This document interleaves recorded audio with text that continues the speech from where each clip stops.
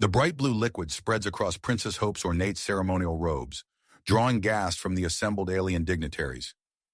Human ambassador Billy Boyd stands frozen, his empty glass still extended, as the gravity of his blunder sinks in.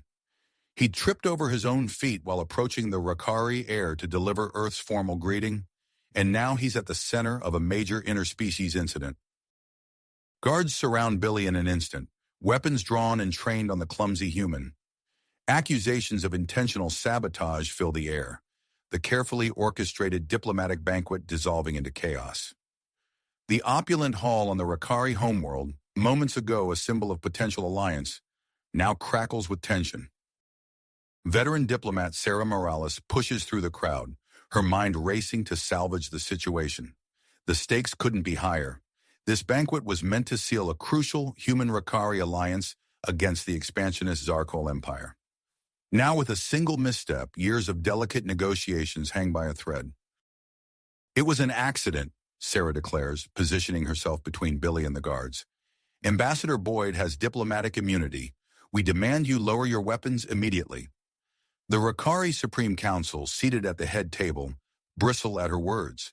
Their chitinous exoskeletons click ominously as they confer in rapid clicking speech. The lead counselor rises, mandibles flaring. This offense cannot stand, he announces. The human will be arrested and tried under Rakari law. Sarah opens her mouth to protest, but a new voice cuts through the tension. No, Princess Hope says, her multifaceted eyes fixed on Billy. I will oversee the human's cultural re-education personally. A collective gasp ripples through the hall. In the strictly hierarchical Rakari society, royalty never interact directly with off-worlders. Hope's declaration is unprecedented. Billy, still reeling from the incident, looks up at the towering insectoid princess. Where he expected to see anger, he instead notices a glimmer of curiosity. The princess's antennae quiver slightly as she regards him, and Billy realizes with a start that she seems more intrigued than offended. The Supreme Council shifts uncomfortably, caught between saving face and respecting the princess's wishes.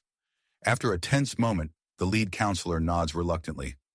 As you wish, Your Highness, the human will be placed in your custody. As guards escort a bewildered Billy from the hall, Sarah catches Princess Hope's eye. The diplomat's experience tells her something deeper is at play here. Unbeknownst to the gathered dignitaries, Hope has long been fascinated by humans. This clumsy mishap has given her the perfect excuse to study one up close. Billy is led to a private chamber, his mind whirling. He'd come to this alien world hoping to make history as part of a groundbreaking alliance. Instead, he's managed to spill a drink, offend a princess, and potentially spark an interstellar incident. As the door closes behind him, leaving him alone with his thoughts, Billy can't help but wonder, could his monumentally embarrassing mistake somehow lead to an even greater understanding between their species? As the door closed behind him, Billy found himself alone in a chamber that defied his earthly expectations. The walls shimmered with an iridescent material that seemed to pulse with life, while strange artifacts adorned every surface. Holographic displays flickered in midair, showing incomprehensible Rakari script and images of distant star systems. Billy's heart raced as he tried to process the events of the last hour, his diplomatic blunder, the tense standoff, and now this. He paced the room, running his hands through his hair, when a soft chime announced a visitor. The door slid open, revealing Princess Hope. Billy's jaw dropped. She had changed out of her stained ceremonial robes into a form-fitting garment that seemed to flow like liquid metal, accentuating her alien physique. Her multifaceted eyes caught the light, creating a mesmerizing kaleidoscope effect. Ambassador Boyd, Hope's voice was melodic, with an underlying click that betrayed her insectoid nature. I trust you find your accommodation suitable? Billy swallowed hard, trying to regain his composure. Yes, Your Highness, it's, quite impressive. Hope's antennae twitched in what Billy hoped was amusement. Please call me Hope.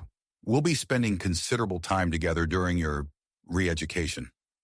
As Hope settled into a chair that seemed to grow organically from the floor, Billy felt his nervousness begin to ebb. The princess's demeanor was far from the stern taskmaster he had expected. "Tell me, Billy," Hope leaned forward, her curiosity evident. "What is it like on Earth? How do humans interact with one another?" For the next hour, Billy found himself engrossed in conversation with the Rakari heir. He shared stories of Earth's diverse cultures, explained human social norms, and even delved into the intricacies of human relationships. Hope listened with rapt attention, her antennae quivering with excitement at each new revelation. "And humans choose their own mates?" Hope asked, her voice filled with wonder. "Based on feelings?" Billy nodded, suddenly aware of how close they had moved during their conversation.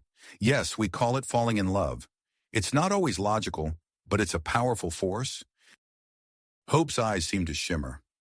"How fascinating. Rakari mating practices are strictly regulated for genetic optimization. The concept of romance is alien to us." As their eyes met, Billy felt an unexpected surge of attraction. Hope's exotic features, once so foreign, now held an undeniable allure. He noticed the graceful curve of her neck, the delicate patterns on her exoskeleton. When Hope reached out to touch his hand, the warmth of the contact sent a jolt through him. "Your skin," Hope marveled. "It's so soft." The moment hung between them, charged with possibility, but before either could speak, chaos erupted. The door exploded inward, revealing three figures wielding crackling energy weapons. Their bodies were hidden beneath dark, form-fitting suits, but Billy recognized the distinctive crest of the Zarkal Empire on their helmets. "Assassins!" Hope cried out, leaping to her feet. Billy's military training kicked in instantly. He grabbed a heavy Rakari artifact from a nearby pedestal and hurled it at the nearest attacker. The object connected with a satisfying crunch, sending the assassin stumbling backward. Hope proved to be far from helpless. With lightning-fast reflexes, she vaulted over a table and delivered a powerful kick to another attacker's midsection. The Zarkal spy doubled over, his weapon clattering to the ground. Billy seized the fallen energy weapon, its unfamiliar design awkward in his hands. He managed to fire off a wild shot that missed its target, but left a smoldering hole in the wall. The distraction was enough for Hope to disarm the third attacker with a series of precise strikes. As the last Zarkal assassin fell, Rakari guards burst into the room, their own weapons drawn. They took in the scene with obvious shock, the human diplomat standing protectively in front of their princess, surrounded by unconscious attackers. In the aftermath of the attack, the mood in the Rakari palace shifted dramatically. The Supreme Council, once dismissive of Billy, now regarded him with a mix of respect and curiosity. His quick thinking and bravery in defending their princess had earned him a newfound status among the Rakari elite. However, not everyone was pleased with this turn of events.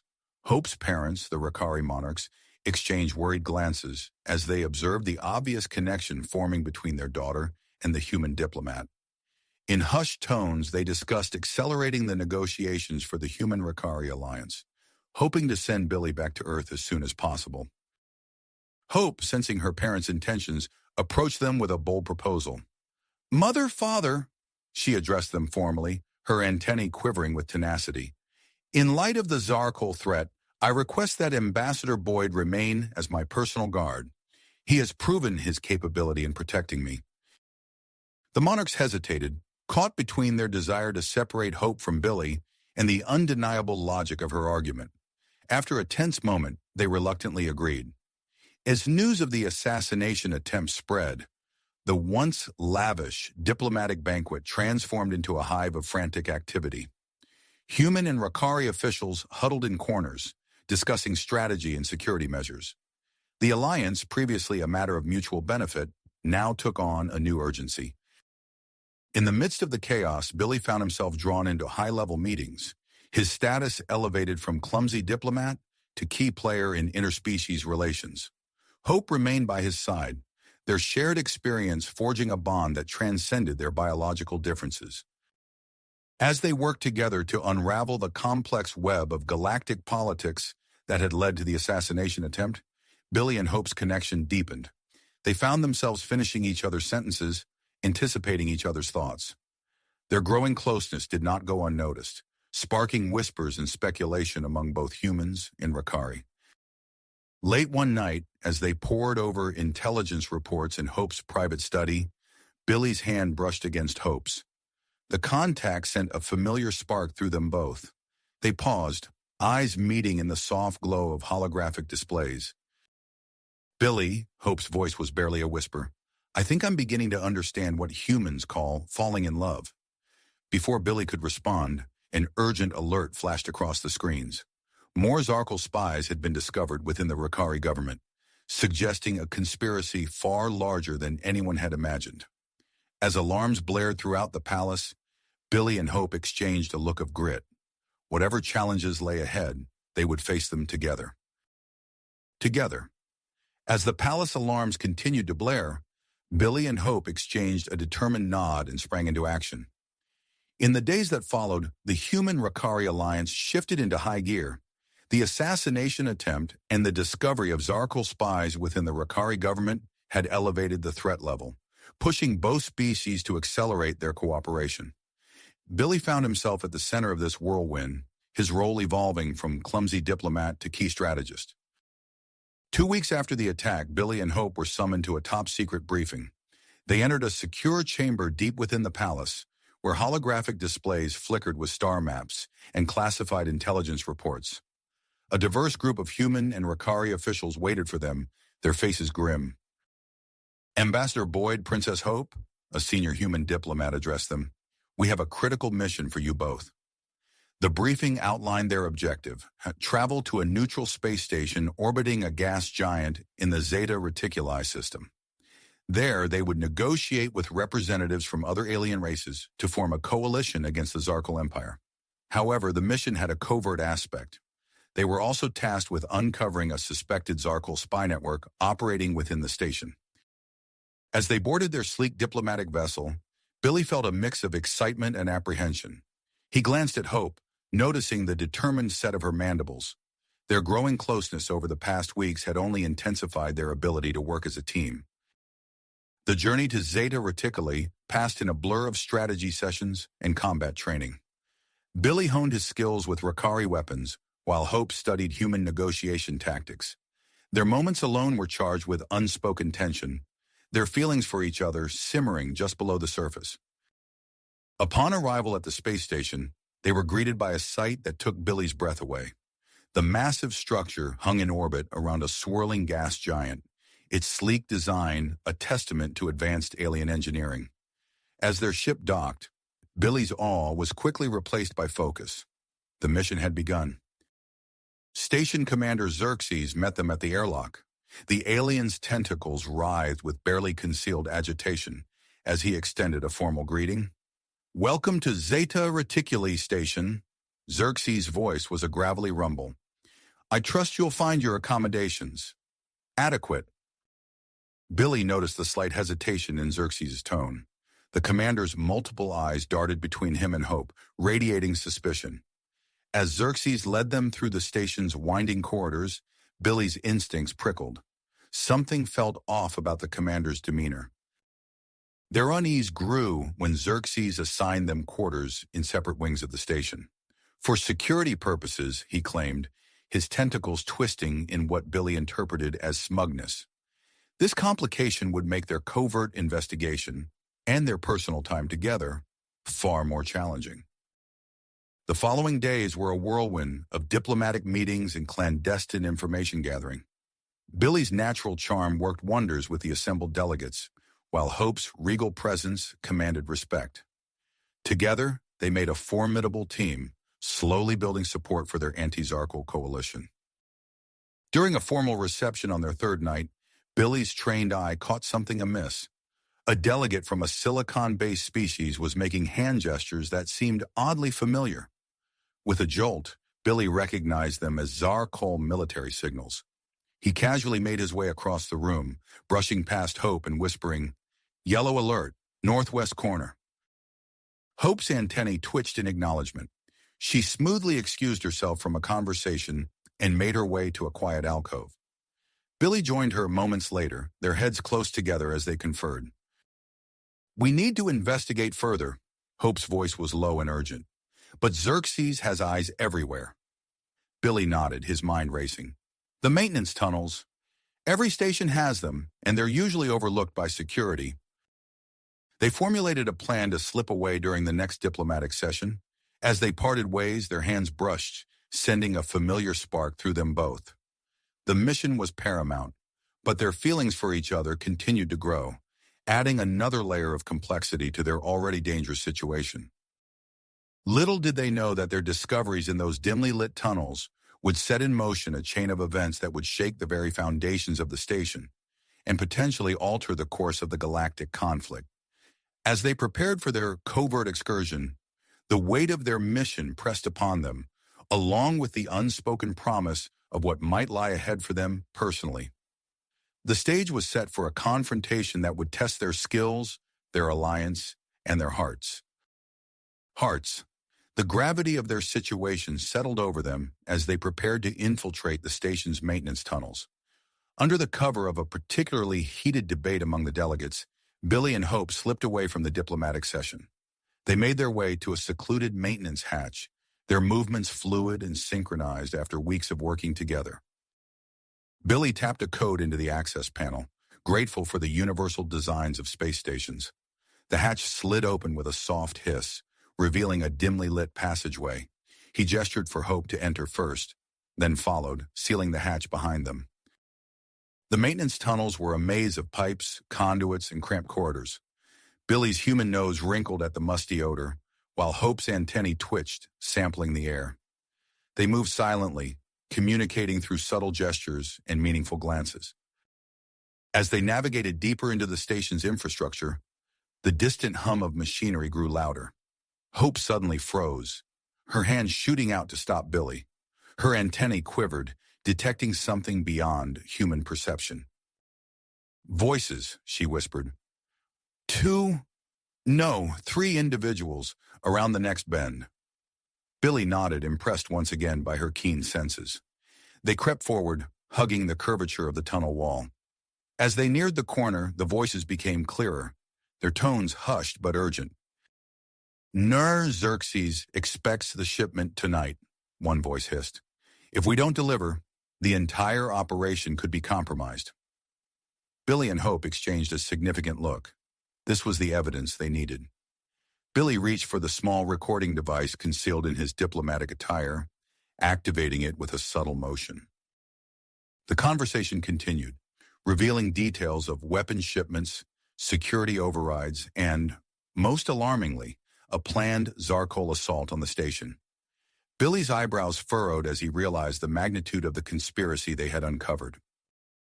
As the voices faded, indicating the speakers were moving away, Billy and Hope retreat back to a safe distance to confer.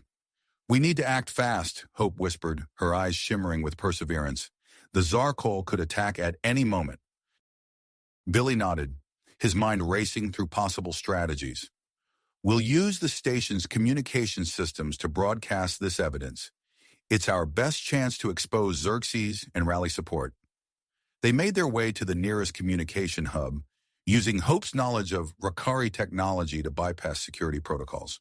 As Billy prepared the data for transmission, Hope kept watch, her lithe form tense with anticipation. With a final keystroke, Billy initiated the broadcast. Alarms blared throughout the station as the evidence of Xerxes' treachery spread to every screen and communication device. Chaos erupted almost immediately. Security forces mobilized, their loyalties divided between Xerxes and the station's true mission. Delegates from various species scrambled for information, some arming themselves, others seeking refuge. Billy and Hope emerged from the maintenance tunnels, immediately set upon by a group of panicked delegates. "What's happening?" a tentacled being demanded. "Are we under attack?" Hope stepped forward, her regal bearing calming the crowd. "The station has been compromised. Commander Xerxes is working with the Zarkol. We must prepare for an imminent assault." As if summoned by her words, the station shuddered under the impact of the first Zarkol attack. Klaxons wailed as the artificial gravity fluctuated, sending several delegates stumbling. Billy's military training kicked in. "We need to get to the defense grid control room," he shouted over the din. "It's our only chance to repel the attack." Hope nodded, quickly organizing the delegates into a coherent group. "Follow us," she commanded. "Stay close and stay alert."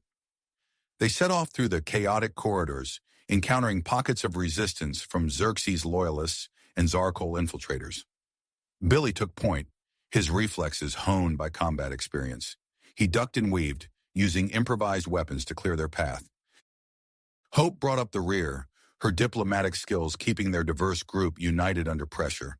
She mediated conflicts between frightened delegates, her calm voice a beacon of reason amidst the pandemonium. As they neared the control room, they encountered heavy resistance. A group of Xerxes' security forces had established a choke point, their energy weapons creating a lethal barrier. Billy assessed the situation, his mind racing through tactical options. He turned to Hope, an unspoken plan passing between them. She nodded, understanding his intent without words. In a burst of coordinated movement, Billy and Hope sprang into action. Billy rolled forward, drawing the security force's fire, while Hope used her agility to flank their position. Her powerful kicks disarmed two guards before they could react. The distraction allowed the delegates to overpower the remaining security forces. They pushed forward, finally reaching the control room. Inside, Billy's fingers flew over the control panels, activating the station's shields just as the main Zarkol fleet arrived. The view screens lit up with the deadly dance of space combat as Alliance ships engaged the Zarkol attackers. Hope coordinated with the delegates, using their combined knowledge to optimize the station's defenses. Her antennae twitched with each new tactical input, processing information faster than any human could. As the battle raged, Billy noticed a pattern in the Zarkol ship's movements. His eyes widened as he realized the implication. "Their shields," he muttered, then louder. "Their shields have a weakness." Hope moved to his side, her eyes scanning the data. "You're right," she breathed, "but how can we exploit it?" Billy's face set in stubborn persistence. "We need to reconfigure the main weapon array. It's the only way to penetrate their defenses." Hope's antennae quivered as she grasped his plan. "That would require a spacewalk," she said, her voice tinged with concern. Their eyes met, a silent understanding passing between them. Without another word, they moved toward the airlock, leaving the delegates to manage the station's defenses. As they donned their spacesuits, Billy couldn't help but notice how the form-fitting material clung to Hope's alien yet alluring form. He pushed the thought aside, focusing on the task at hand. They stepped into the airlock, the pressure equalizing with a hiss. As the outer doors opened, the vastness of space stretched before them, punctuated by flashes of weapons fire and explosions. Billy and Hope launched themselves into the void, their movements perfectly synchronized as they made their way to the weapon array. They worked in tandem, reconfiguring the massive structure with practiced efficiency. As Hope made the final adjustments, a stray piece of debris from the battle struck her suit. She tumbled away from the station, her tether snapping under the impact. Without hesitation, Billy launched himself after her, using his suit's thrusters to intercept her trajectory. He caught her in his arms, their bodies pressed close in the confines of their suits. For a moment, time seemed to stand still. They floated in the void, the battle raging around them forgotten as they gazed into each other's eyes. The sexual tension that had been building between them reached a fever pitch, intensified by the danger and the breathtaking backdrop of the space battle. Reality intruded as another explosion rocked the station. They quickly made their way back, completing the weapon array modifications. Their efforts proved successful. The reconfigured array cut through the Zarkol shields like paper, turning the tide of the battle. As reinforcements from the anti-Zarkol coalition arrived, the attacking forces were routed. Billy and Hope re-entered the station to a hero's welcome. Delegates from multiple species crowded around them, offering praise and thanks. Their actions had not only saved the station, but had also demonstrated the power of human-alien cooperation. As the immediate danger passed, Billy and Hope found a moment alone. Their eyes met, the unspoken feelings between them more potent than ever. "Billy," Hope began, her voice soft. She was interrupted by an urgent message. Her parents, the Rakari monarchs, were recalling her to their homeworld for an emergency meeting. Almost simultaneously, Billy received orders from Earth. He was to return immediately for debriefing and to serve as a goodwill ambassador. The reality of their situation crashed down upon them. Their duties were pulling them apart just as they had grown closest. In the privacy of a deserted corridor, Billy and Hope shared a quiet moment. Words seemed inadequate to express the depth of their feelings. "This isn't goodbye," Billy said, his voice husky with emotion. "We'll find a way." Hope's antennae quivered as she nodded. "No matter the distance, no matter the obstacles, we'll be together again." As they prepared to board their separate ships, a coded message arrived simultaneously on both their personal devices. The unknown sender hinted at a deeper conspiracy within the anti-Zarkal coalition. Billy and Hope exchanged one last meaningful look before stepping onto their respective shuttles. As the ships departed, carrying them to opposite ends of the galaxy, they both knew that their next adventure and their future together was just beginning. As the ships departed, carrying them to opposite ends of the galaxy, they both knew that their next adventure and their future together was just beginning. The journey back to Earth was a blur for Billy. His mind raced with thoughts of hope in the cryptic message they had received. As his shuttle docked at the United Earth Space Command headquarters, he steeled himself for the debriefing to come. The moment Billy stepped off the shuttle, he was greeted by a sea of flashing cameras and shouting reporters. Security personnel ushered him through the crowd and into a sleek, high-security building. Inside, he found himself face-to-face with Admiral Hawthorne, a stern-faced woman with piercing blue eyes. "Welcome back, Lieutenant Anders," she said, her voice clipped. "Your actions at the diplomatic station were impressive, but we have some concerns." Billy stood at attention, his face impassive. "Ma'am, your relationship with Princess Hope of Rokar, how deep does it go?" The question caught Billy off guard, but he maintained his composure. "We worked well together, Admiral. Our cooperation was key to uncovering the Zarkal plot." Admiral Hawthorne's eyes narrowed. "And nothing more? We can't afford any security risks, Lieutenant. The fate of our planet could hang in the balance." Before Billy could respond, alarms blared throughout the facility. A holographic display flickered to life, showing a massive Zarkal vessel unlike anything they had ever seen. "It's some kind of superweapon," an analyst shouted, "capable of destroying entire planets." Billy's blood ran cold. He knew in that instant that his reunion with Hope would come sooner than expected. Across the galaxy, Hope faced her own trials. The Rakari Royal Palace was a hive of activity as she disembarked from her shuttle. Her parents, King Zorax and Queen Lyrith, waited for her with worried expressions. "Daughter," King Zorax began, his antennae twitching with agitation, "your actions at the station were brave, but reckless. And your attachment to the human, Billy Anders, has not gone unnoticed." Hope stood tall, her chin raised defiantly. "Father, Billy and I saved countless lives. Our cooperation proves the strength of the human Rakari alliance." Queen Lyra stepped forward, her voice gentle but firm. "Hope, we understand. But you must consider the political implications. Our people are watching closely." Before Hope could argue further, a Rakari intelligence officer burst into the room. "Your Majesties, we've detected a Zarkal superweapon capable of destroying entire planets." The royal family exchanged alarmed glances. Hope's antennae quivered as she realized the gravity of the situation. Within hours, a joint human Rakari task force was assembled. Billy found himself aboard a stealth ship, leading a diverse team of specialists. As he reviewed mission parameters, a familiar figure stepped onto the bridge. "Hope?" Billy's eyes widened in surprise. She smiled, her antennae curling slightly. "Cultural liaison, reporting for duty, Lieutenant Anders." Their eyes met, and for a moment, the rest of the universe faded away. But reality quickly reasserted itself as Sergeant Jack Harper, a grizzled human veteran, cleared his throat. "If you two are done making eyes at each other, we've got a planet killer to stop," Harper growled. The team huddled around a holographic display of their target, a Zarkal mining colony where the superweapon was under construction. Billy outlined their infiltration plan, acutely aware of Hope's presence beside him.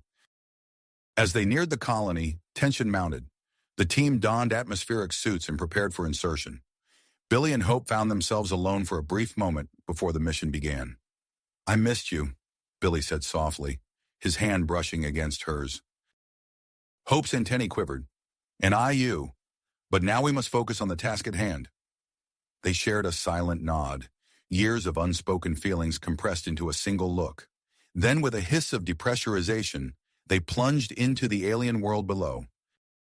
The mining colony was a maze of towering drills and processing plants. Billy led the team through winding canyons, using Hope's keen senses to avoid Zarkol patrols. As they crested a ridge, the super weapon facility came into view, a massive structure that seemed to defy physics. Suddenly, energy blasts erupted around them. Zarkol soldiers swarmed from hidden bunkers, their weapons trained on the team.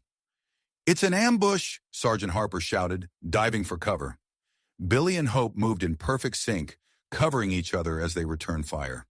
The rest of the team scattered, seeking defensible positions. In the chaos of battle, Billy caught sight of a cave entrance. "Hope, cover me!" he yelled, making a dash for the opening. Hope laid down, suppressing fire, her movements fluid and precise. As the team retreated into the cave, Sergeant Harper took a blast to the leg. "Go!" Harper grimaced through the pain. "Complete the mission." Billy made the split-second decision. "Zara, get Harper to the extraction point. Hope and I will continue to the facility." As Zara helped Harper limp away, Billy and Hope pressed deeper into the cave. They found themselves in a narrow passage, their bodies close in the confined space. The sound of pursuit faded, replaced by the rhythm of their breathing. In the dim light, Billy could see the concern in Hope's eyes. He reached out, his hand gently caressing her face. "We'll make it through this," he whispered. Hope leaned into his touch, her antennae brushing against his wrist. The tension between them, built up over months of separation, threatened to overwhelm them both. Their lips met in a passionate kiss. Years of longing poured into a single moment. Hope's alien physiology sent shivers down Billy's spine, while his human warmth made her antennae tingle with excitement. Just as things were heating up, a harsh beep from their communicators shattered the moment. They broke apart, breathing heavily as a transmission came through. "Lieutenant Anders, Princess Hope," a voice crackled, "we have reason to believe there's a traitor within the Alliance. Your mission may be compromised. Proceed with extreme caution." Reality came crashing back. They shared a look of purpose and regret before continuing their journey through the cave. As they emerged on the other side, the superweapon facility loomed before them. Zarkol defenses were on high alert, confirming their fears of betrayal. "Ready?" Billy asked, checking his weapon. Hope nodded, her eyes gleaming with perseverance. "Always." Together they sprinted towards the facility, the fate of Earth and their future hanging in the balance. The real challenge was just beginning. The fate of Earth and their future hung in the balance as they sprinted toward the facility. As they approached the superweapon complex, Billy and Hope encountered heavy resistance. Zarkol's soldiers poured out of the facility, their energy weapons blazing. Billy dove behind a fallen piece of machinery, pulling Hope down with him. The heat from the energy blasts seared the air around them. "We need to get inside," Billy shouted over the din of battle. "Any ideas?" Hope's antennae twitched as she surveyed their surroundings. "There!" She pointed to a maintenance hatch partially obscured by debris. "It's our best chance." They moved in perfect sync, covering each other as they advanced. Billy's Earth military training kicked in as he provided suppressing fire, allowing Hope to reach the hatch. She worked quickly, her nimble fingers manipulating the alien lock mechanism. With a hiss, the hatch slid open. They tumbled inside just as a barrage of energy blasts struck where they had been standing moments before. The interior of the facility was a maze of pulsing conduits and humming machinery. Hope's knowledge of Rakari technology proved invaluable as she guided them through the complex. "The control room should be this way," she whispered, her antennae quivering with tension. As they rounded a corner, they came face to face with Commander Xerxes, the Zarkol leader behind the superweapon project. The alien's four eyes narrowed as he leveled a weapon at them. "Intruders," Xerxes snarled. "You're too late. The weapon is already primed." Billy reacted instinctively, tackling Xerxes to the ground. The Zarkol commander was stronger than he looked, his multiple limbs giving him an advantage in close combat. They grappled fiercely, rolling across the floor of the control room. Hope seized the opportunity to dash to the main console. Her fingers flew over the alien controls, attempting to disable the weapon. Alarms blared as she breached the system's defenses. Xerxes managed to land a solid blow on Billy's jaw, momentarily stunning him. The Zarkol commander scrambled to his feet, reaching for a hidden panel on the wall. With a triumphant laugh, he activated a shimmering force field that cut the room in half, separating Billy from Hope. "No!" Billy shouted, pounding against the translucent barrier. Hope's eyes widened as she took in the readings on the console. "Billy, I can stop it, but—" Her voice trailed off, the gravity of the situation clear in her expression. Billy understood immediately. There has to be another way. He frantically searched the room for anything that might help breach the force field. As Hope worked to overload the weapon's power core, Billy noticed a familiar-looking interface near the force field generator. It was similar to the systems he'd worked with on Earth. Without hesitation, he began hacking into the station's power grid, hoping to disrupt the field. The facility shuddered around them as the weapon's core reached critical levels. Xerxes laughed maniacally, believing his victory was assured even in death. "Hope, how much time?" Billy called out, his fingers flying over the controls. 30 seconds, she replied, her voice strained. "Billy, you need to go. There's no time." Ignoring her plea, Billy redoubled his efforts. With a surge of electricity and a shower of sparks, the force field flickered and died. He rushed to Hope's side, quickly assessing the situation. "I'm not leaving you," he said firmly, studying the overload sequence. "Look, if we reroute the power through these auxiliary systems, we can buy ourselves an escape window." Hope's antennae perked up as she grasped his plan. Together, they worked in perfect harmony, their movements a dance of precision and urgency. The facility began to crumble around them as they completed the final adjustments. Xerxes, realizing his defeat, fled the control room. "Run!" Billy shouted, grabbing Hope's hand. They sprinted through the collapsing corridors, dodging falling debris and leaping over widening chasms in the floor. The heat of the impending explosion pressed against their backs as they ran. Hope stumbled as a piece of the ceiling crashed down beside her. Billy caught her, pulling her close as they navigated through a particularly narrow passage. For a moment, despite the danger, they were acutely aware of each other's proximity, their hearts racing from more than just exertion. They burst out of the facility just as the ground began to buckle beneath their feet. Their extraction pod was in sight, its hatch open and waiting. "Jump!" Billy yelled as they approached the edge of a rapidly forming chasm. Hand in hand, they leaped across the gap, tumbling into the pod. The hatch sealed automatically, and the pod rocketed away from the doomed facility. A brilliant flash lit up the viewport as the superweapon exploded, the shockwave catching the pod and sending it tumbling through space. Inside, Billy and Hope held onto each other tightly, their bodies pressed close in the confined space. As the pod stabilized, they found themselves gazing into each other's eyes, the adrenaline of their escape still coursing through their veins. The unspoken tension between them crackled like electricity. Their moment of respite was short-lived. The pod's communication system crackled to life, delivering urgent messages from both Earth and Rakar. The destruction of the superweapon had not ended the conflict as they'd hoped. Instead, it had escalated it to full-scale war. Billy and Hope listened in growing dismay as they received orders to return to their respective homeworlds immediately. The coalition ship that retrieved their pod carried 2 separate military escorts, waiting to take them in opposite directions. As they prepared to disembark, Billy and Hope shared a private moment in the airlock. The weight of their impending separation hung heavy between them. "We'll find a way," Billy said softly, his hand gently caressing Hope's face. "This war, our people, they need what we have, our understanding of each other." Hope's antennae quivered as she leaned into his touch. "A bridge between worlds," she whispered. "We must use it to bring peace." Their lips met in a passionate kiss, years of longing and the intensity of their recent ordeal pouring into the embrace. The airlock door slid open, forcing them apart. As they stepped onto the coalition ship, their respective escorts waiting, Billy and Hope exchanged one last, lingering look. No words were needed. Their eyes conveyed all they couldn't say aloud. With heavy hearts, they turned away from each other, each boarding the ship that would take them home. The coalition vessel's docking bay echoed with the sound of departing shuttles. Billy watched through the viewport as Hope's ship disappeared into the starry expanse, his mind already racing with plans to reunite and end the war that threatened both their worlds.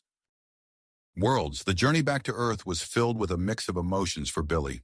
As his ship entered the atmosphere, the devastation caused by the Zarkol invasion became painfully clear. Smoke billowed from the ruins of once proud cities, and the night sky was lit up by the constant exchange of weapons fire. Upon landing, Billy was immediately whisked away to an underground military command center. General Hawthorne, his face haggard from sleepless nights, greeted him with a grim nod. "Lieutenant Anders, your timing couldn't be better. We're promoting you to Commander Effective immediately. I need you to lead our counteroffensive." Billy's mind raced as he absorbed the gravity of the situation. "Sir, what's our current status?" The general led him to a holographic display of Earth's defenses. "Not good. Major cities are under heavy attack. We're barely holding the line." As Billy immersed himself in tactical data and troop movements, his thoughts drifted to Hope. He wondered how she was faring on Rockar, wishing he could share this burden with her. Light years away, Hope found herself in a similar position.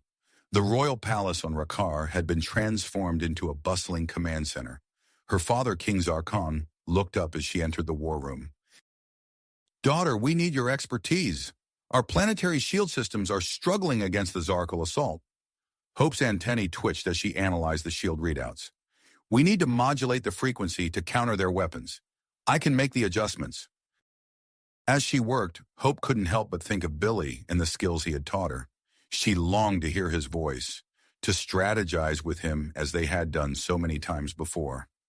In the quiet moments between crisis and action, both Billy and Hope found themselves reaching for a small device hidden among their belongings. The quantum entanglement communicator they had acquired on their last mission crackled to life, bridging the vast distance between them. "Hope, are you there?" Billy's voice was hushed, mindful of potential eavesdroppers. "Billy, thank the stars. How are things on Earth?" They quickly exchanged information, their unique insights proving invaluable. Billy's understanding of Rakari shield technology helped him devise new strategies for Earth's defense, while Hope's knowledge of human tactics allowed her to anticipate Zarkol movements. Days turned into weeks as the war raged on. The human-Rakari alliance began to turn the tide, their coordinated efforts pushing back the Zarkol advance. But just as hope began to grow, a new threat emerged. Reports flooded in from both Earth and Rockar of a mysterious illness spreading among soldiers and civilians alike. Victims suffered rapid cellular degeneration, their bodies seeming to age years in a matter of days. Dr. Emily Morales, Earth's leading xenobiologist, delivered the grim news to a room full of military brass. It's a bioweapon specifically engineered to target both human and Rakari physiology. We're working on a cure, but progress is slow. Billy, now hardened by weeks of grueling combat, set his jaw. We need to hit them where it hurts. I'll lead a team to raid their research facility. If we can get our hands on their data, it might give us the edge we need.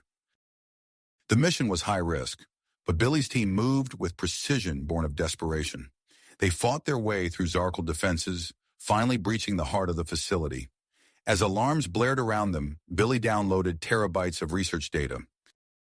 Victory was short-lived, however. As they made their escape, a containment breach flooded the chamber with a fine mist. Billy's team managed to seal their suits in time, but a hairline crack in Billy's helmet allowed the pathogen to slip through.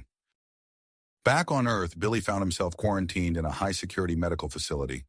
Through the quantum communicator, he relayed the mission's outcome to Hope, his voice growing weaker with each passing day.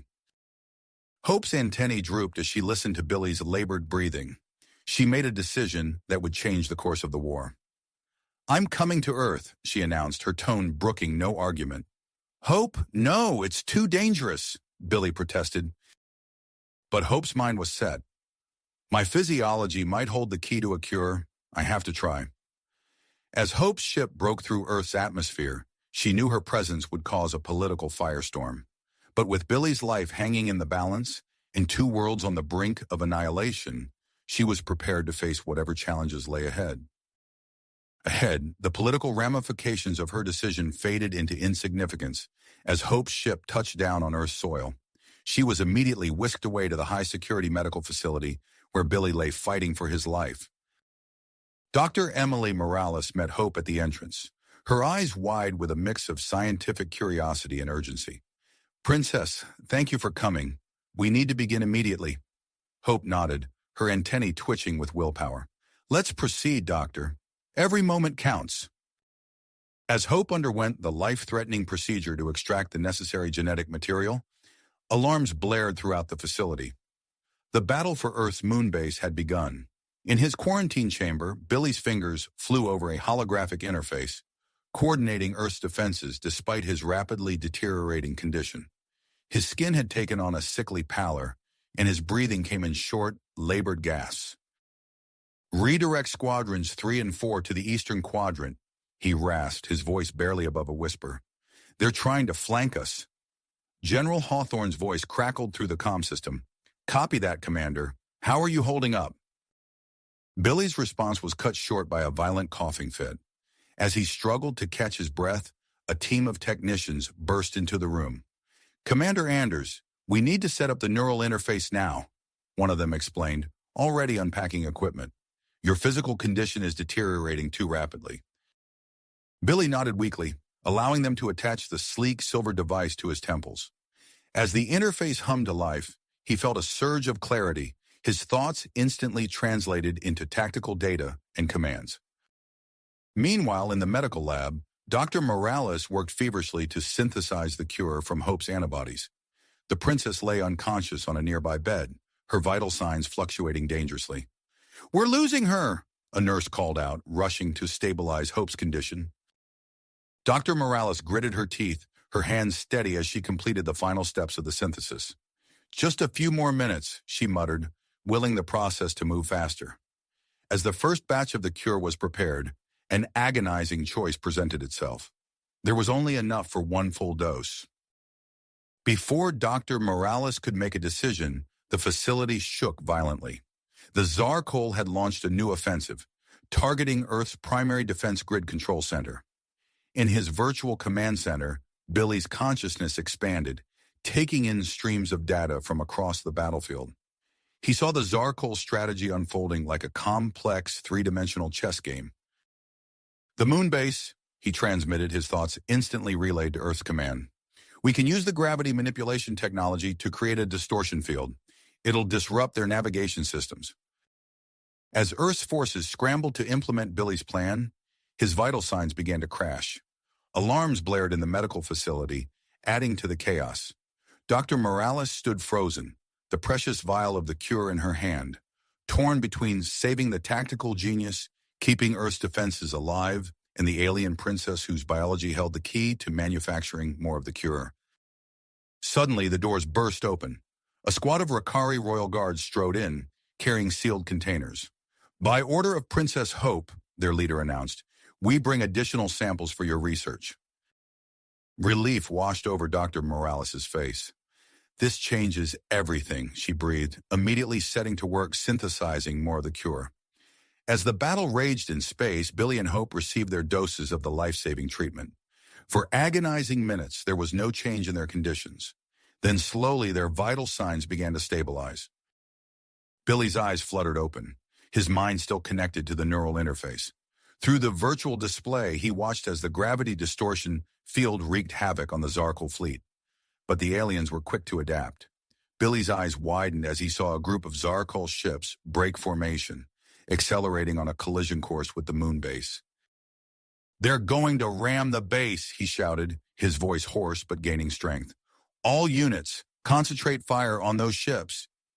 In the adjacent room, Hope regained consciousness, her antennae twitching as she took in the situation. Despite the protests of the medical staff, she sat up, commitment etched on her face. "I need to contact the Rakari fleet," she declared, her voice weak but resolute. As Billy coordinated the defense of the moon base, Hope made a call that would change the course of the war. Her voice, carrying the weight of royal authority, echoed through subspace. "This is Princess Hope of Rakar. By my command, all Rakari ships are to immediately disengage from the defense of our homeworld and make full speed for Earth. The fate of both our peoples hangs in the balance.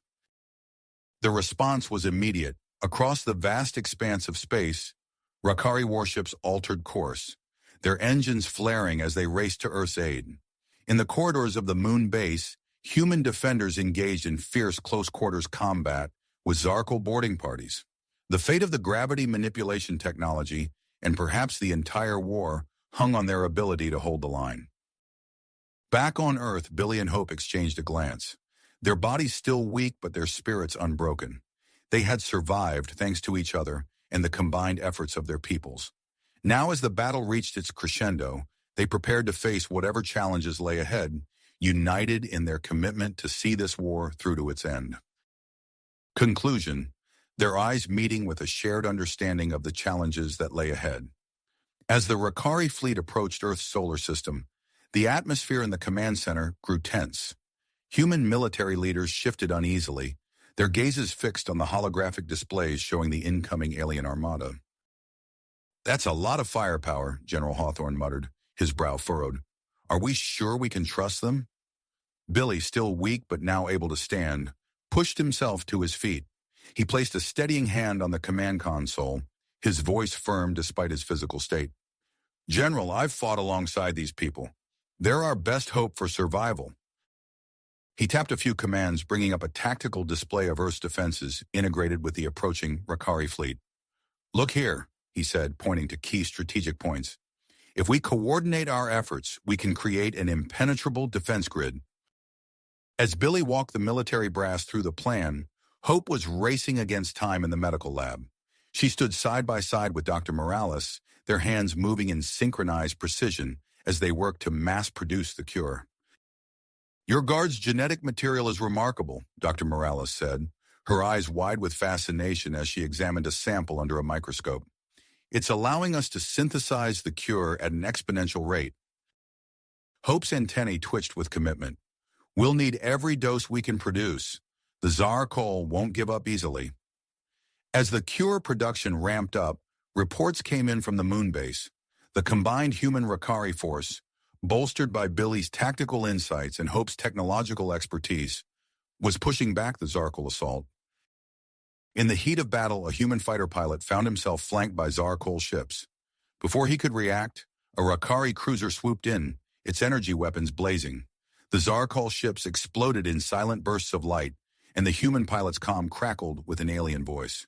"Watch your six, Earthling. We've got your back." The tide was turning, but the war was not nearly finished. As Billy coordinated the defense from Earth and Hope continued her work in the lab, alarms blared throughout the command center.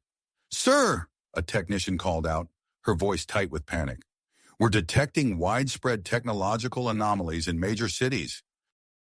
Holographic displays flickered to life, showing real-time footage from around the globe. Buildings twisted and warped, their structures reconfiguring into alien architectures. Roads liquefied and reformed into strange, pulsating pathways. "It's a nanotech weapon," Hope gasped, rushing into the command center. "The Zarkal must have had infiltrators on Earth. They're trying to convert your planet into a stronghold." Billy's mind raced, analyzing the threat. "We need to shut it down at the source," he said, his eyes scanning the data streams. "There has to be a central control node." Hope nodded, her antennae twitching as she interfaced with the Earth's computer systems. "There," she said, pointing to a pulsing red dot on the global map. "New Shanghai. That's where the signal is strongest." Billy straightened, ignoring the protest of his still-healing body. "We need to assemble a special ops team. This mission is too important to delegate." Hope turned to him, her eyes reflecting a mix of concern and perseverance. "You're not fully recovered," she said softly. "Neither are you," Billy replied with a small smile. "But we're the best chance we've got." As they prepared for the mission, Billy and Hope found themselves working in close proximity, their bodies brushing against each other as they geared up. The air between them crackled with unspoken tension, their recent brush with death and the high stakes of their mission amplifying their awareness of each other. Billy caught Hope's gaze as she helped him adjust his tactical vest. For a moment, The world around them faded away, the chaos of war preparations giving way to the intensity of their connection. Hope's antennae quivered slightly, picking up on the elevated pheromones in the air. "We should," Billy started, his voice husky. "Focus on the mission," Hope finished, her tone professional despite the flush creeping up her neck. They boarded the stealth transport along with their hand-picked team of human and Rakari special forces. As the ship cut through the night sky towards New Shanghai, Billy briefed the team on their objectives. "Our primary goal is to shut down the nanotech control node," he said, his voice steady. "Secondary objective is to retrieve any intelligence on Zarkol operations. This is a high-risk mission with global stakes. Any questions?" A grizzled human sergeant raised his hand. "Sir, how do we know what we're looking for once we're inside?" Hope stepped forward, activating a holographic display of Zarkol technology. "The control node will likely be disguised as part of the city's infrastructure," she explained. "Look for anything emitting a low-frequency electromagnetic pulse. I'll be able to detect it once we're close enough." As the transport neared New Shanghai, the true extent of the nanotech conversion became clear. The once familiar skyline had transformed into a grotesque blend of human and Zarkol architecture. Skyscrapers twisted like DNA helixes, their surfaces crawling with microscopic machines. "Set us down here," Billy ordered, pointing to a relatively unchanged section of the city. "We'll proceed on foot to avoid detection." The team disembarked, moving swiftly through the alien landscape. They encountered their first resistance at the entrance to an underground transit system. Human collaborators, their eyes glowing with an unnatural light, opened fire. Billy rolled behind a twisted metal structure, returning fire with practiced precision. Hope crouched beside him, her alien weapon humming as she took aim. "We need to move quickly," she said, her antennae twitching. "The nanotech is spreading faster than anticipated." As they fought their way deeper into the city, Hope's senses led them to a massive structure at the heart of New Shanghai. The building pulsed with an otherworldly energy, its surface rippling like liquid metal. "That's it," Hope said, her voice tight. "The control node is inside." Billy signaled the team to take up defensive positions. "Hope and I will infiltrate the building. The rest of you, hold this position and keep our exit route clear." As they approached the entrance, Hope suddenly stumbled, her hand flying to her head. Billy caught her, concern etched on his face. "What's wrong?" he asked, scanning for threats. Hope's eyes were wide, her antennae vibrating rapidly. "The nanotech, it's trying to interface with my biology. I can feel it." Billy's grip on her tightened. "Can you resist it?" Hope nodded, her heart made. "Yes, but it's going to make things more difficult once we're inside." They entered the building, the walls around them pulsing with malevolent life. As they navigated the twisting corridors, Hope guided them toward the central chamber, fighting against the nanotech's influence with every step. Finally, they reached a massive door, its surface covered in intricate, shifting patterns. Hope approached it, her hand hovering over the strange lock. "It's keyed to Zarkol DNA," she said, her voice strained. "But I think I can bypass it with my antibodies." As Hope worked on the lock, Billy took up a defensive position, his weapon at the ready. The corridors behind them echoed with the sound of approaching Zarkol forces. "Whatever you're going to do," Billy said, his finger tightening on the trigger, "do it fast."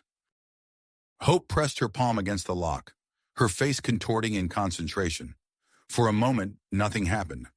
Then, with a hydraulic hiss, the door began to open. They rushed inside, finding themselves in a vast chamber dominated by a pulsating crystalline structure. Holographic displays danced in the air, showing the progress of the nanotech conversion across the globe. Hope moved towards the central console, her movements becoming more erratic as she fought against the nanotech's influence. "I can shut it down," she said, her voice taking on a strange, echoing quality. "But I need to interface directly with the system." Billy watched in horror as Hope placed her hands on the console. Her eyes rolled back, her body going rigid as her consciousness merged with the Zarkol network. "Hope!" he called out, rushing to her side. But before he could reach her, the door behind them exploded inward, and Zarkol soldiers poured into the chamber. Billy found himself caught between protecting Hope and fending off the alien assault. As he fired at the incoming enemies, he saw Hope's body begin to change, her skin taking on a metallic sheen. "Come on, Hope," he muttered, ducking behind a column to avoid enemy fire. "Fight it. Come back to me." The battle raged on, the fate of Earth hanging in the balance as Hope struggled within the Zarkal network, and Billy fought to keep them both alive. The nanotech conversion continued to spread across the globe, and time was running out. Billy knew that their next actions would determine not just their own survival, but the future of both their worlds. Species. The fate of two worlds hung in the balance. Suddenly, Hope's body went slack, and she collapsed to the floor. The crystalline structure dimmed, and the holographic displays flickered out. Billy rushed to her side, cradling her head in his lap. "Hope, can you hear me?" he called, checking her vital signs. Her eyes fluttered open, unfocused at first, then locking onto his face. "It's done," she whispered. "The network is down." As if on cue, the Zarkal soldiers around them stumbled, their weapons clattering to the ground. Without the central control node, their nanotech enhancements had become inert. Billy helped Hope to her feet, supporting her weight as they made their way out of the building. The city around them was transforming once again, the alien structures dissolving back into their original forms. "We did it," Billy said, a note of awe in his voice. Hope nodded weakly. But this is just the beginning. Their transport was waiting for them outside, the team having successfully held their position. As they boarded, Billy received an urgent communication from General Hawthorne. "Admiral, we need you and Hope back at command immediately. The intelligence we've gathered from the Zarkal network is concerning." The flight back to Washington, D.C. was tense, with Billy and Hope using the time to recover and prepare for whatever news awaited them. As they approached the outskirts of the city, they saw a sprawling complex that hadn't been there before. A joint human Rakari command center, hastily constructed but impressive in its scale. They were escorted to a high-security briefing room where General Hawthorne, Dr. Morales, and a holographic projection of General Zaxlor, the Rakari military leader, awaited them. "Congratulations on your success in New Shanghai," General Hawthorne began, his tone grave. "But I'm afraid we have a new crisis on our hands." General Zaxlor's hologram flickered as he spoke. "The Zarkal are planning a massive, two-pronged assault on both Earth and Rakar. They aim to overwhelm our forces and end this war decisively." Billy leaned forward, his tactical mind already racing. "What are our options?" Dr. Morales stepped forward, activating a holographic display. "We've made a breakthrough that might give us an edge. By combining Rakari crystal technology with our quantum computing, we've developed a revolutionary communication system. It allows for instantaneous, untraceable communication across vast distances." Hope's antennae twitched with interest. That could provide a significant tactical advantage. "There's a catch," Dr. Morales continued. "The system requires a biological interface, and our tests show that only individuals with hybrid human Rakari DNA can operate it effectively." All eyes in the room turned to Billy and Hope. General Hawthorne cleared his throat. "Due to your exposure to the cure derived from Hope's antibodies, you two are the only known candidates capable of using this system." Billy and Hope exchanged a glance, the weight of this revelation settling over them. "There's more," Dr. Morales added. "We believe we can enhance your hybrid traits through a medical procedure. It could allow for better control of the communication system, but the long-term effects on your physiology are unknown." The room fell silent as Billy and Hope absorbed this information. The implications were staggering, not just for the war effort, but for their personal lives as well. Before they could respond, alarms blared throughout the complex. General Zaxlor's hologram flickered urgently. "We're under attack. The Zarkal have launched probing strikes on key defense installations around Earth and Rakar." Billy snapped into action, his training taking over. "We need to coordinate our defenses. Hope, can you interface with our current systems to improve communication between our forces?" Hope nodded, moving to a nearby console. Her fingers flew over the controls, her antennae twitching as she processed information at an incredible speed. As reports flooded in from around the globe and across space, Billy's mind raced. The Zarkal attacks were being repelled, but they revealed critical weaknesses in the Allied defenses. Suddenly, an idea struck him. "The new communication system," he said, turning to Dr. Morales. "Could it be used to coordinate a massive simultaneous counterattack on multiple Zarkal strongholds?" Dr. Morales' eyes widened. "Theoretically, yes, but the strain on the operators would be immense." Billy looked at Hope, who had paused in her work to listen. Their eyes met, an unspoken understanding passing between them. "We'll do it," Hope said, her voice firm. "Whatever it takes." General Hawthorne nodded gravely. "Then we'll begin preparations immediately. Dr. Morales, how soon can you perform the enhancement procedure?" As the room erupted into a flurry of activity, Billy and Hope found a moment alone. Billy took Hope's hand, his thumb tracing over her alien skin. "Are you sure about this?" he asked softly. "It could change us permanently." Hope's antennae brushed against his cheek, a gesture of affection that sent a shiver down his spine. "Our worlds are already changing, Billy. We have to change with them."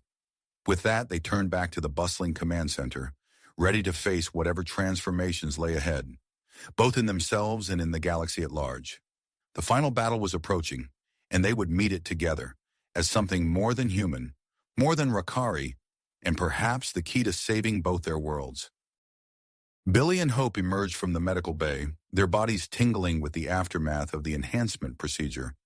They exchanged a glance, silently acknowledging the weight of their decision.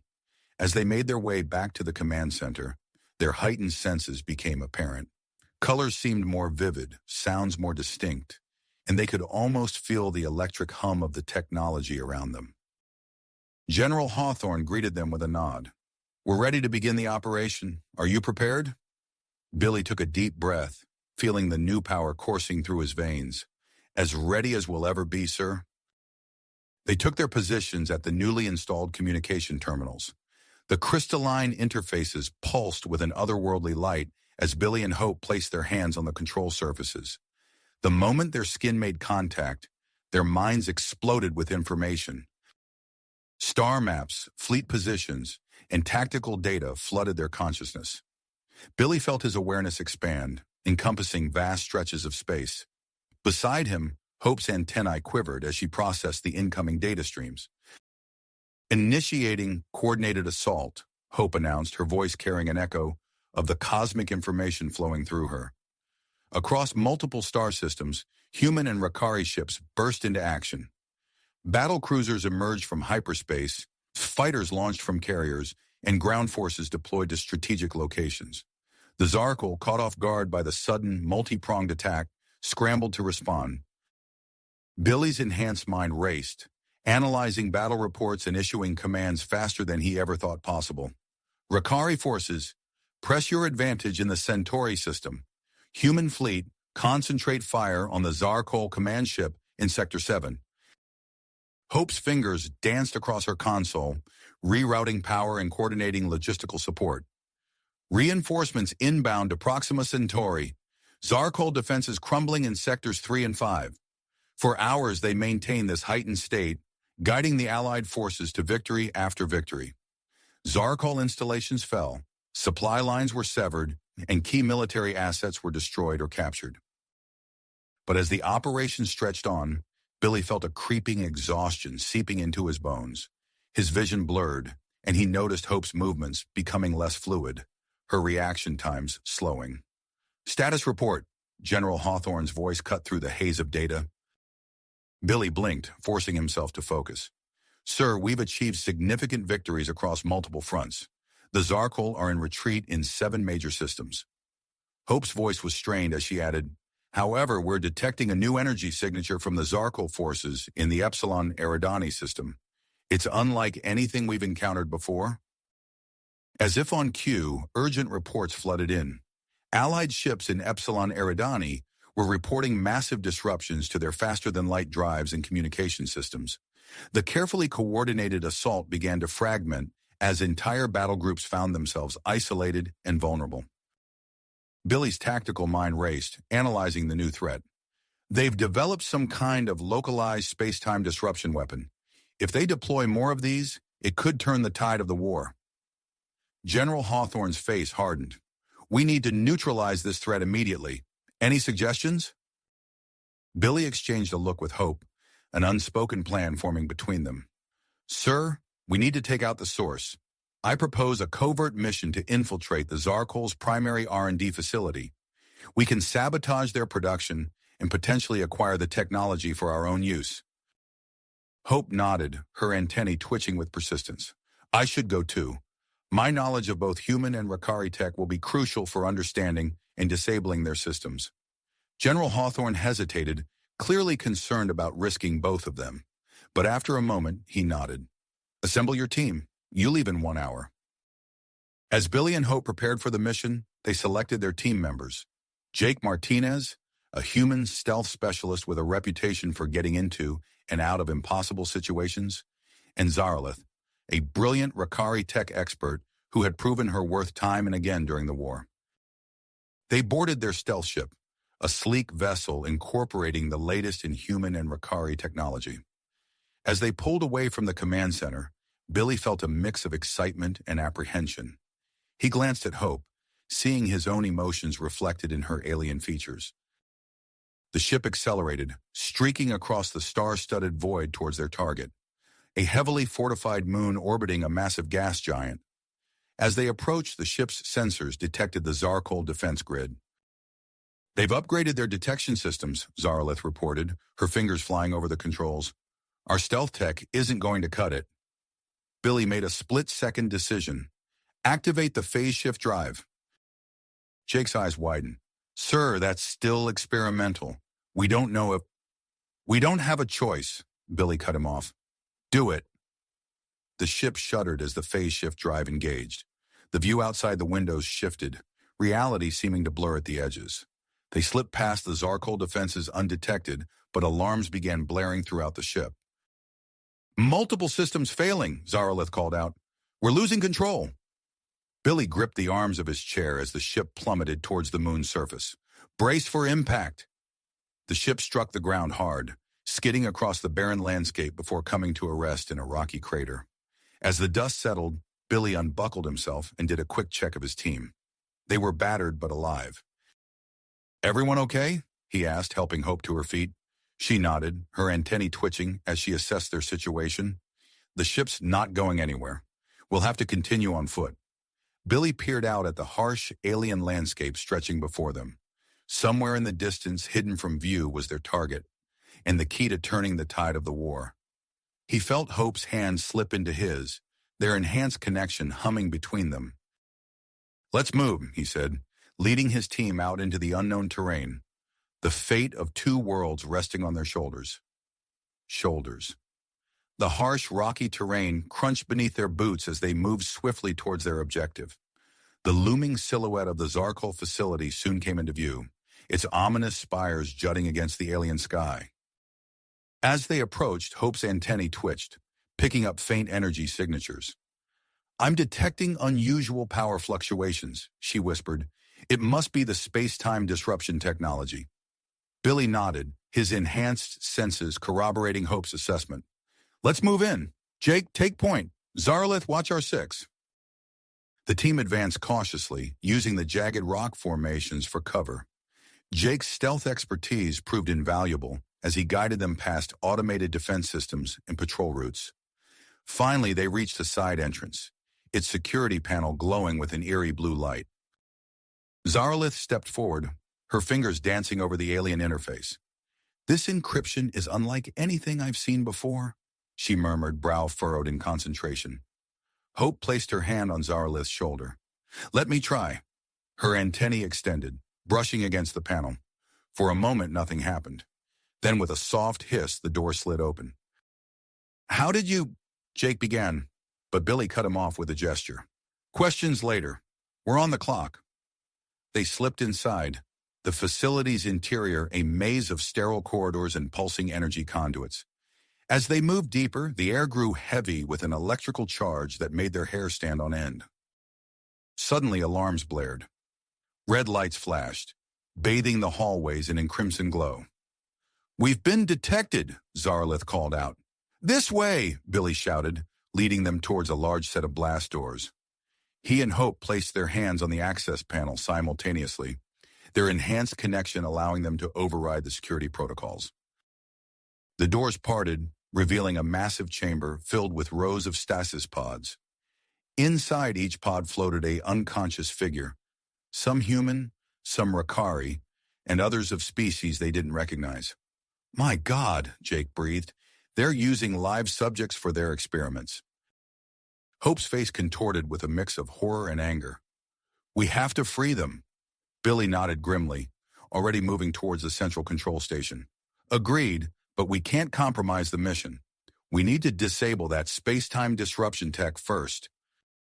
As they worked to access the system, Dr. Zelthor, the lead Zarkol scientist, emerged from a hidden alcove, his alien features twisted into a sneer. "You're too late. The weapon is already operational." Billy leveled his weapon at the scientist. "Shut it down now." Dr. Zelthor laughed, a harsh, grating sound. "You have no idea what you're dealing with. This technology wasn't invented. It was discovered. An artifact left by beings far beyond your comprehension." Hope's antennae quivered. "He's telling the truth, Billy. I can sense it." The scientist's eyes narrowed. "Perhaps we can come to an arrangement. I have information about the artifact's true purpose.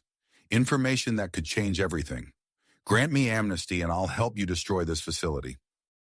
Billy hesitated, the weight of the decision pressing down on him. He glanced at Hope, saw the conflict in her eyes mirroring his own. Time was running out. Zarkol reinforcements would arrive any minute. "Do it," Billy said finally. "But if you betray us, I'll personally ensure you regret it." Dr. Zelthor nodded, moving swiftly to the control panel. His long fingers flew over the interface, initiating a gradual power-down sequence. "This will disable the weapon without killing the subjects," he explained, "but it will take time." As the stasis pods began to power down, the captives started to stir. Panic spread through the chamber as the disoriented prisoners awakened. "Jake, Zarlith, start guiding them to the exit," Billy ordered. "Hope and I will interface with the facility systems to keep life support active and shut down the defenses." The next few minutes were chaos. Billy and Hope, their minds merged with the facility's network, worked frantically to reroute power and disable security measures. Jake and Zarlith led the stream of confused captives towards freedom, fighting off Zarkol security forces that had begun to swarm the facility. As they fought their way through the complex, Billy secured the artifact and essential data. "We need to destroy this place," he called out over the din of alarms and weapons fire. "Zarlith, set the charges." They reached the exit, the freed captives stumbling into the harsh light of the alien moon. In the distance, Billy could see Zarkol's ships approaching. "To the stealth ship, now!" The group raced across the barren landscape. Dr. Zelthor kept under close watch. As they reached the crashed vessel, Billy and Hope immediately connected with its systems, their enhanced abilities allowing them to quickly repair the damaged phase shift drive. "Everyone aboard!" Billy shouted as the first Zarkol troops appeared on the horizon. The ship shuddered as its systems came back online. Hope's fingers danced across the controls, activating the phase shift drive just as enemy fire began to rain down around them. There was a moment of gut-wrenching disorientation as reality seemed to blur. Then with a flash of light, they were gone, leaving the Zarkol moon and its now destroyed facility far behind. As the ship streaked through space, Billy turned to Dr. Zelthor. "Now, Doctor," he said, his voice hard, "tell us everything you know about this artifact." The Zarkol scientist's eyes gleamed with a mix of fear and excitement. "It's part of a network," he began, "left behind by a race that vanished eons ago. And if I'm right, it could change the very nature of space travel as we know it." Billy and Hope exchanged a glance, both sensing that this was only the beginning of a much larger adventure. As the ship sped towards the main battle, carrying its cargo of freed prisoners and stolen technology, they knew that the fate of the war, and perhaps the entire galaxy, now rested in their hands. You have reached the end of the story. If you enjoyed this story and want to support us, please leave a like and subscribe to our channel, and for every comment that says 88, I will heart every single one of them. Thank you for your time.